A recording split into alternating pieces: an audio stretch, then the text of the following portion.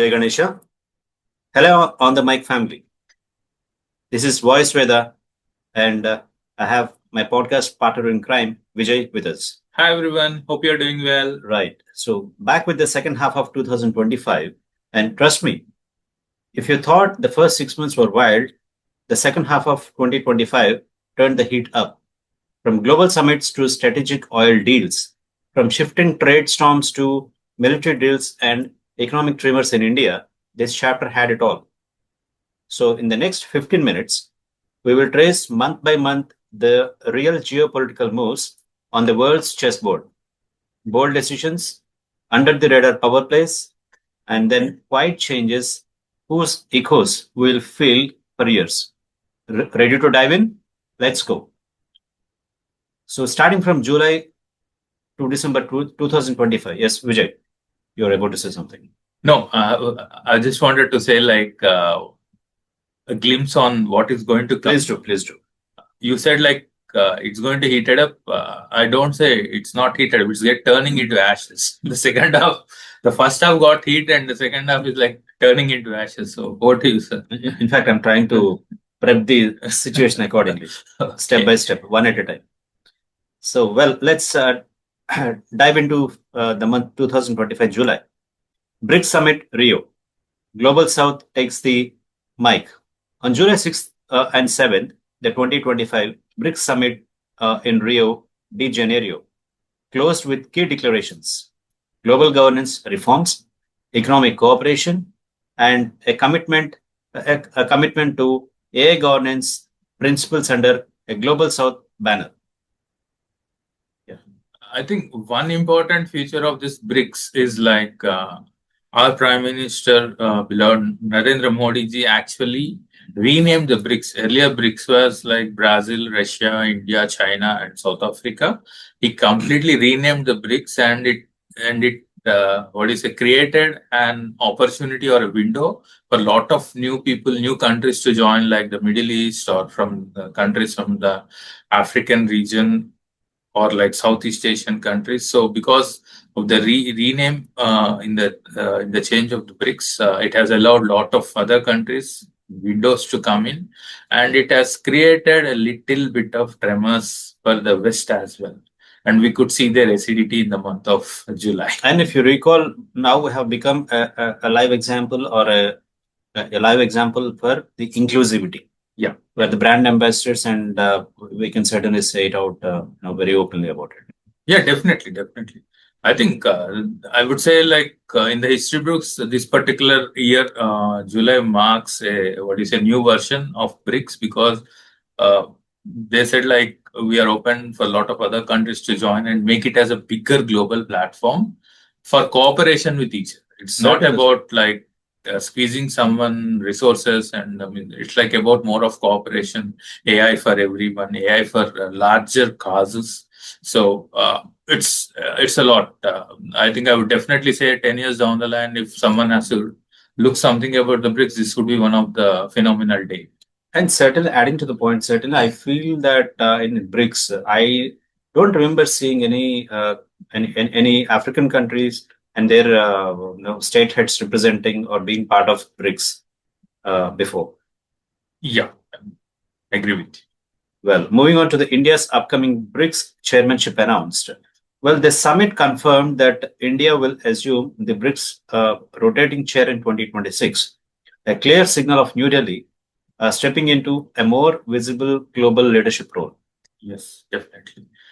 I think that's a key one, because the way I said during the first half of our discussion, we said that India has come into the bigger table and said that we are a superpower, and this particular event, which is going to happen next year, will ensure that or strengthen that India is a global power and we are capable of handling larger initiatives without the West support. So true.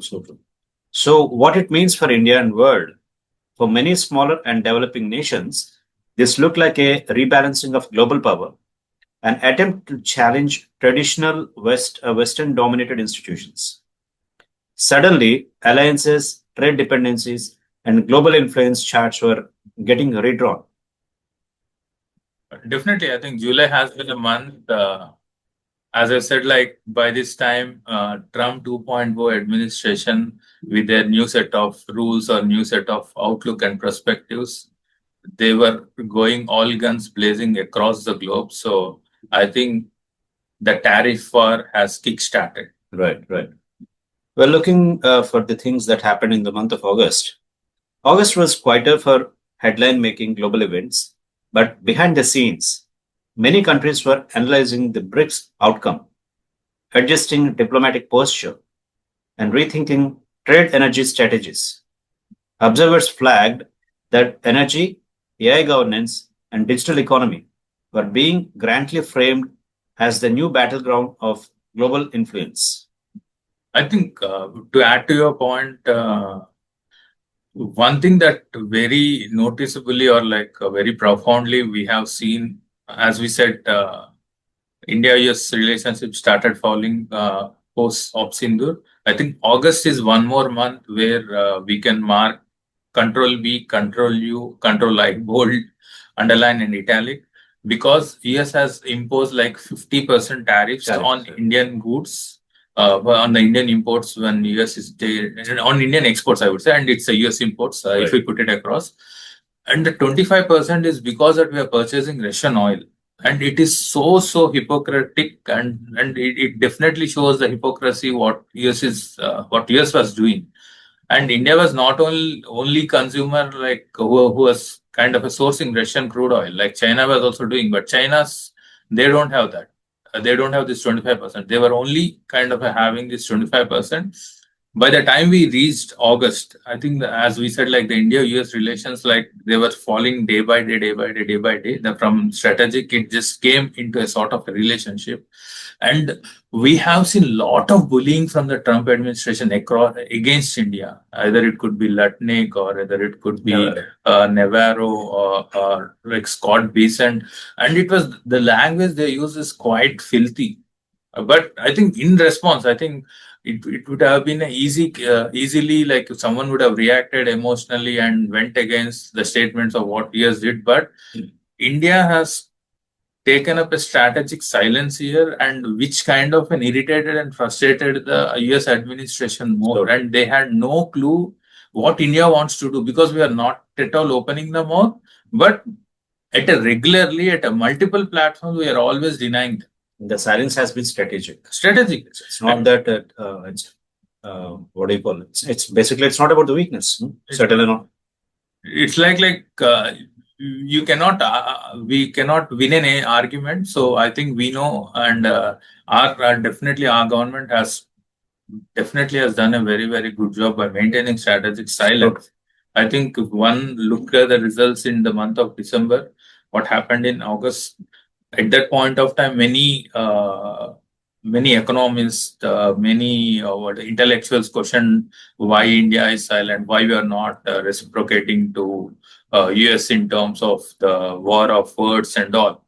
But I think we maintained, and the MEA has done wonderful job, and the Commerce Ministry has done wonderful job, and Mr. Modi ji, our Prime Minister, I think in multiple platforms, he has delivered the message what it needs to go to the US. And adding to the point, I might be jumping straight to December, taking the Putin's visit at this point in time.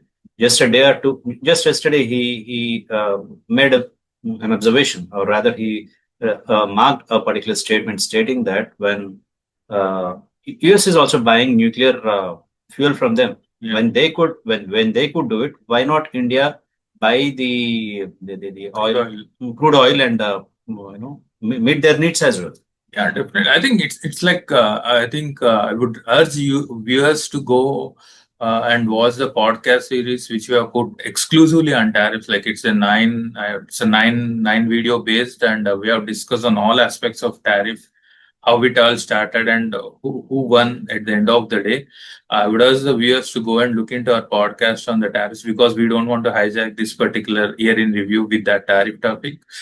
But in a nutshell, August, I would say, is the month like which saw, I would say it's a tariff month, and India has responded back with a strategic silence. Certainly.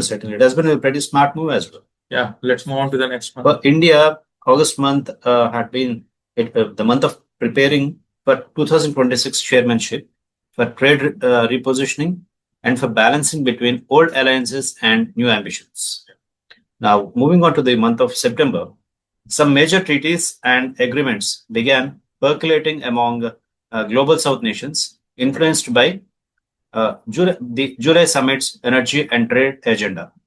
Reports noted increased dialogues between India, African nations, Latin American economies, hinting at a shift in supply chain maps and diplomatic corridors. Just a while ago, I was mentioning about African, inviting them into the BRICS. That's a new gateway that they have been, I think open for. we could not get the exact dates, or like we will get through it. But I think during this, until from Jan till August, which we are discussing, I think we'll start discussing on September as well. Right. I think Narendra Modi has done a very key visit on five smaller nations, Right. which actually laid the base for the global South relationships. I think people were very surprised why he was visiting these smaller nations and all. But I think it was very, very strategic, and we kind of wanted to establish a global South relationship, and we wanted to position ourselves as a global South leader. Certainly, I mean, I think most of the people are now not preferring to see China as they are. Instead, they are looking for some neutral partnership, and India, certainly they look for India as, the very big brother's role. Yeah. So, not deviating, we'll jump into the month of September. Over to you, Jack. Right. So, meanwhile, Global Eyes stayed on energy security, climate, and digital governance frameworks as many nations tried to adapt to a changing post 2025 geopolitical rhythm. So, moving on to the month of October, see the chatter around multilateral ties grew louder. Commentators and diplomacy watchers emphasized that traditional alliances are no longer enough. So, what matters now is flexible multi regional coalitions across trade, energy, and tech. Yeah. I think one noticeable thing that happened between September and October, I think European Union, who is like a small brother of US, actually they approached India and they wanted to kind of sign a free trade agreement.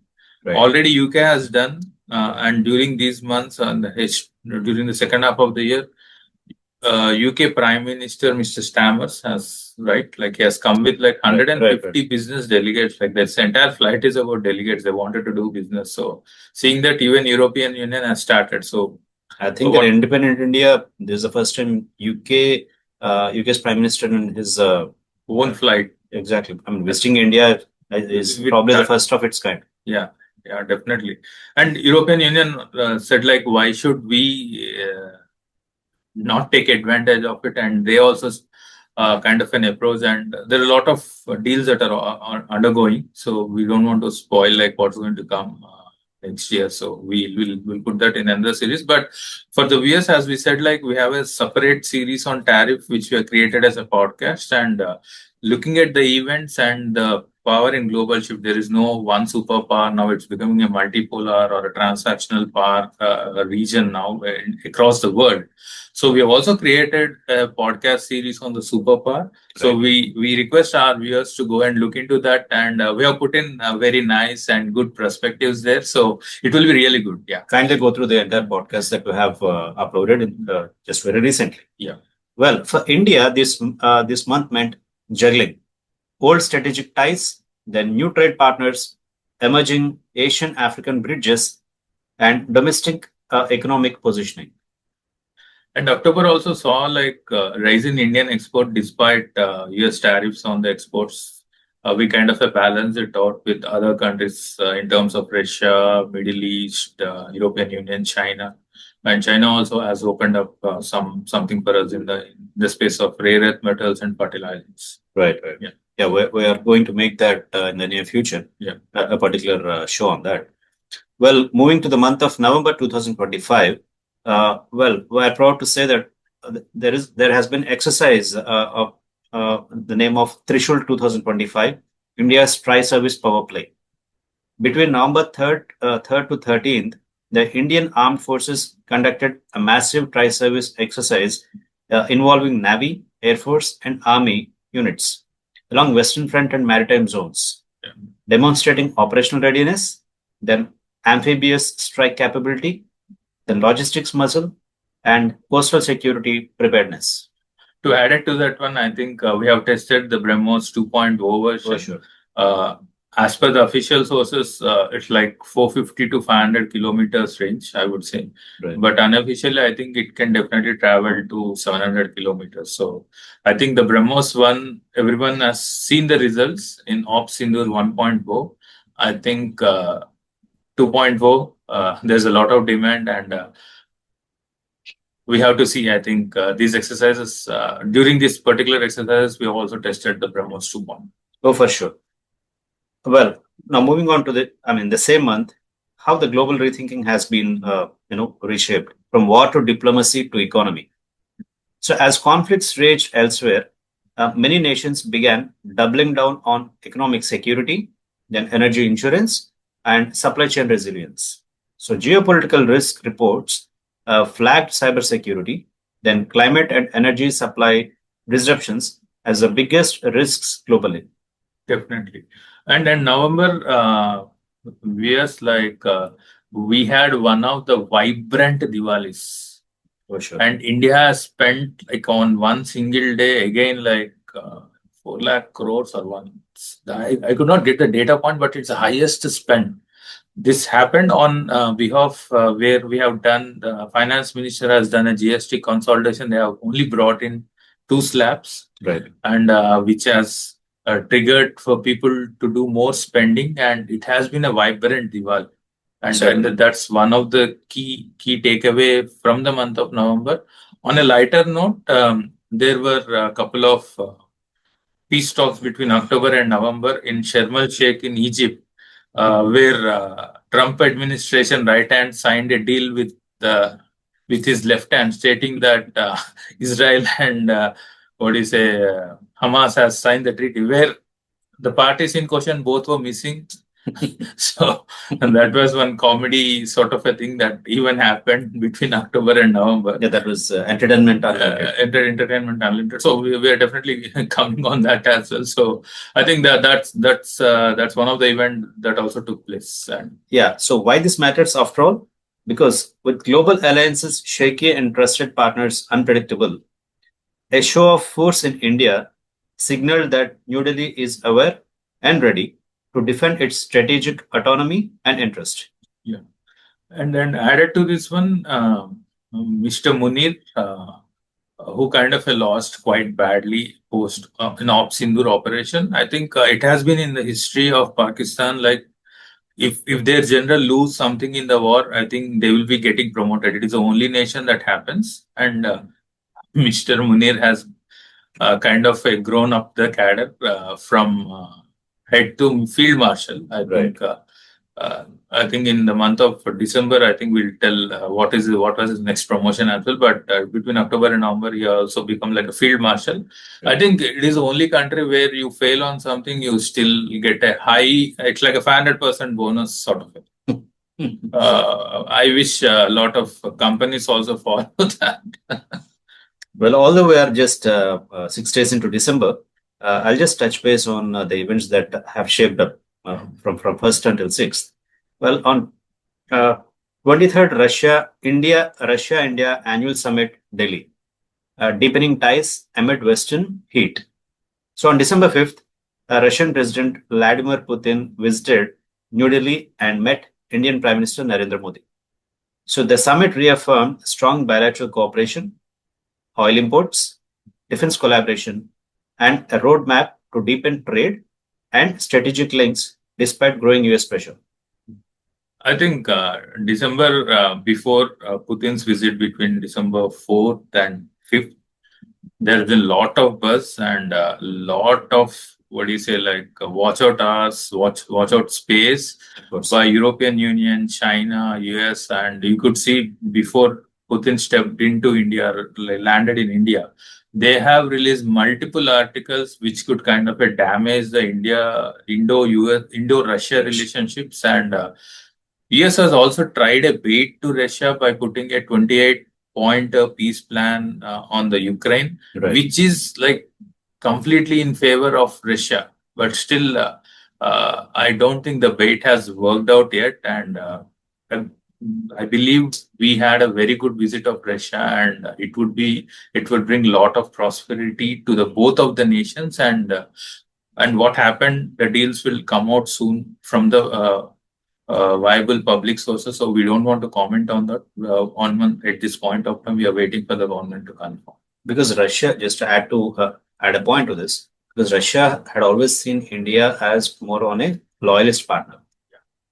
See, trust could vary or swing from one side to another, depending on the time and the situation. But the loyalty is something that Russia had always counted on India. Definitely. I'll echo with you. I think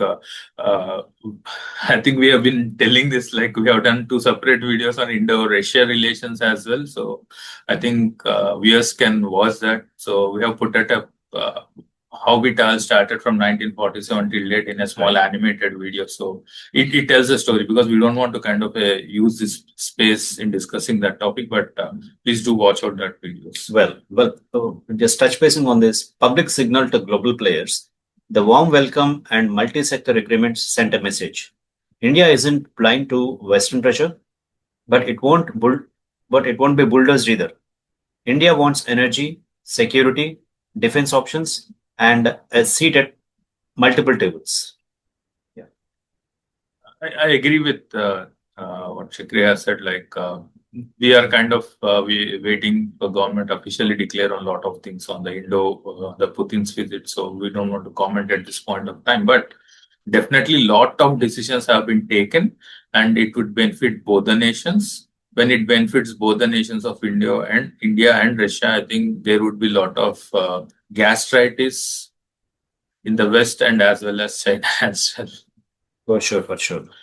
I think to sum it up from my side, Chakri, like for the second half from July to December in review for 2025, I would see 3 things from my side as majorly occurred. One thing, India positioned itself as a global South leader, and it want to lead the entire global South. That is the one thing India has done strategically. Second thing, India has clearly kind of proven to the world and proven to the West and especially to US that tariffs or bullying will not stop India, because the Q2 numbers, the Q2 GDP growth is like 8.2%, which is like, if you sum up the entire Europe also, will not get the growth rate of India. So that's a very, very strong statement India has given. And third thing, now India has positioned itself such a way that it has brought in a lot of commercial ties, increased the commercial ties with Israel. And during the G20, I think we forgot to mention on the G20 summit, which happened in the month of November. Right. On the lines of G20, on the lines of G20 summit, I think we could see Canada, Australia, and India. They kind of formed a small alliance in sharing the technology space and usage of artificial intelligence. So we are clearly moving toward a multipolar world and a more transactional world. So I think the second half of the year proves that. And second half of the year also proves that now no one country can come and solve the conflicts of 2 nations. So US tried that with the Gaza thing, and it failed utterly. Neither Israel nor Hamas are agreeing. They are again back to the square one. So nothing is happening. So now we are in a stage like every country has to solve their no problem. No one is going to listen to any. So true. And just adding a point particular here, what's next on horizon for India for the year 2026? For India, like we are going to do it. Of course. Yeah. I mean, it's part of this. With 2026 approaching, India's Global Balancing Act ranges between old powers, emerging blocs, then energy partners, and trade allies just got more visible. The world will be watching us. Yeah. And one more thing, to wrap up the entire, Chakri, like I want to ask you, like, because now we have come to the year-end review for the second half. So, Jan to December 2025, what are your key takeaways in terms of global politics? Three or four, like even it could be one also, but what are your Certainly, the striking three things or four things you wanted to share it with the audience? Sure. See, the year started with a bang, but and none of us would have expected the way how the Mahakumbh had started, the way it has how it has been conducted, and how it has turned out to be a major economic boost for India. That's starting the very first takeaway for the country. I mean, for the year 2025, and it's not a takeaway, but certainly it's a very heart-wrenching experience in the month of April. What happened during Pahalgam attack, and the way how we have responded back in the response form of Operation Sindoor, and the way how all the services have shown their might to cut the to cut the enemy into size by sending the message loud and clear to them. If you try dare and mess with us, we know how to respond back to you. And certainly the next thing was the BRICS summit on the later half of the year, I would say. And third takeaway being that, and fourth, certainly a new chapter that can be etched in the annals of history is Russian president's visit to India. Yeah. I think if you ask the same question to me, I would say, I think if I have to wrap up as a global political analyst for the entire year, I would say one thing, we are moving to a transpolar world, more of a transactional world, and there is we will not have any superpowers where they can come and say to solve the conflict of two countries. So those days are gone, and that's one thing. And second thing is like the usage of AI, definitely, and how it's going to shape up the future. And third thing is the way we kind of do the wars and all. So I think these would be the key takeaways. And added to that one, I think India rising as a global power, I think that would be one key takeaway that we should see. And certainly, very, very heated up year 2025, and we are going to see much more things happening. I think if you have to wrap up Jan to June, kind of heated up the things, and July to December, I think we got kind of things turning into a little bit of ashes, or again moving back to the square one. But net to net, I think who would be the winner for this entire 2025? I would say partially India, if not on all the fronts, but definitely on multiple areas, India has won compared to the globe. Net to net, who would be the loser? I would put like US and China. I think they were on the losing side along with the European Union. They kind of lost the game for the year 2025. Second, I would like to add here a particular point as to why the second half of 2025 matters. In two particular big sentences, I would like to add a point or two here. Because the second half of 2025 wasn't just about war or crisis. It was about new normals, new alliances, then energy diplomacy, strategic autonomy, global south consolidation, and nations quietly rewriting rules while the loud guns and headlines try to distract. So, to wrap it up, if the first half of 2025 was about shock and reaction, the second half was about assertion and recalibration. So anything that you would want to add, Vijay? No, I think we don't want to bore the audience. So this is it for the year-end recap for the year 2025, and we are going to focus on what is our perspective for the year 2026. And certainly. So keep watching. Please do subscribe to our channel, and please like, share, and subscribe. We definitely want to hit the 1K subscriber base. So we want all your help. Thank you. Right. I'm the host, Voice Veda. This is On the Mic, and I'll catch you soon. Keep your questions sharp and your perspective sharper. Thank you. Good night. Har Har Mahadev. Jai Hind.